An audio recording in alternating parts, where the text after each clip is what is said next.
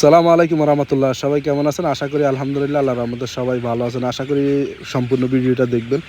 আরও একটা long video নিয়ে হাজির হলাম। আজকে বাচ্চার বয়স হচ্ছে ১ মাস ২ থেকে ৩ দিন হইবে, সম্ভবত সঠিকটা বলতে পারতাম না দূরই। তবে সবাইকে বলবো আপনার সম্পূর্ণ ভিডিও দেখলে ইনশাল্লাহ মনের প্রক্রিয়া বাড়ে যাইবে। আপনি দেখেন আমি কিভাবে হচ্ছে যে পানি দেওয়া প্রায় শেষ। এখন হচ্ছে যে মুরগিগুলো হাঁটি দেখতেছি এরা ঠিকমতো হাঁটতেছে কি না। আসলে আমি আপনাকে বলবো এই মুরগি যা দেখতেছেন এর একটু পানি খাবার নিতেছি। আপনার যখন আপনি ১৫০০, ১৬০০, ২০০০ মুরগি করবেন, ৫-১০টা হচ্ছে যে যখন বড় হইব প্যারালাইসিস হইব।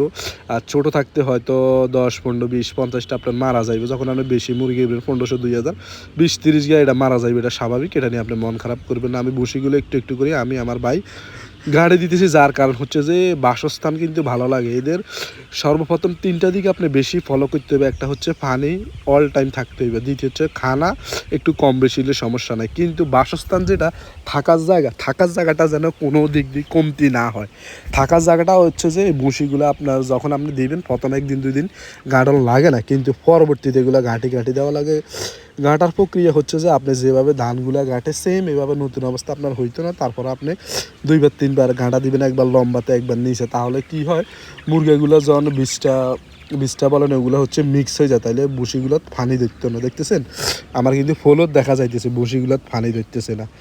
দেখছেন যে এই ফ্লোর ধরতেছে। আর যখন আপনি হচ্ছে একটা স্প্রে আছে, আপনি যখন এগুলো করবেন এই ভুসি আর হচ্ছে সিডার উপর একটা স্প্রে মারা লাগে। স্প্রে মারার সময় এই আমরা কানিজ দেখাইতেছি না, লাল হয়েছে কানিজগুলো কিন্তু ভালো করে স্প্রে মারবেন, ঠিক আছে? জীবাণু এগুলোর বিন্দু পরিমাণ যেন জীবাণু না থাকে। আমি কিন্তু সব সময় এগুলো ভালো করেই মানে হচ্ছে যে দিয়ে দিই। আপনার ওই একটা মেডিসিন ওষুধ আছে পানির সাথে মিশাই দেয় জীবাণুনাশক, ওটা ভালো করে দিয়ে দিবেন যেন কোনো সমস্যা না হয়। আর মেইন যে বিষয় হচ্ছে সেটা হচ্ছে আপনার মনোবল। আসলে আপনি যখন ব্যবসা করবেন এখানে লাভ হইব লস হইব, আমরা অনেক টাইমে লাভ হইলে আলহামদুলিল্লাহ, আবার লস হইলে হতাশ হয়ে যায়। তবে আমি বলবো না, ইনশাল্লাহ আপনি হতাশ না হয়, আপনি আপনার মনোবল স্থির রাখলে ইনশাল্লাহ এখান থেকে ভালো কিছু করতে পারবেন। নতুন অবস্থা হচ্ছে যে আপনার এলাকায় যারা শুভাকাঙ্ক্ষী আছে এদের কাছ থেকে পরামর্শ নেবেন অথবা এদের কাছ থেকে শিখবেন। এরা আপনাকে শিখাইতে চাইতো না, দরকার জোতা ২ জোড়া এদের কাছ থেকে ক্ষয় করবেন। আসলে আমরা বর্তমানে যে ভুলগুলা করি এই ভুলগুলো হচ্ছে যে আমাদের যে বেকার বন্ধুগুলো আছে এগুলোর সাথে আড্ডা দিয়ে এগুলোর সাথে ঘুরি, কারোর কাছে তো কিছু শিকার বেলা আমরা হচ্ছে যে মানে মন স্থির করি না। আমরা কি করি, ওই যে বেকার বন্ধু আছে যে আড্ডা দিতে দিব হচ্ছে মেয়ের পিছিয়ে ঘুরবে, আমরা তার পিছনে ঘুরি না।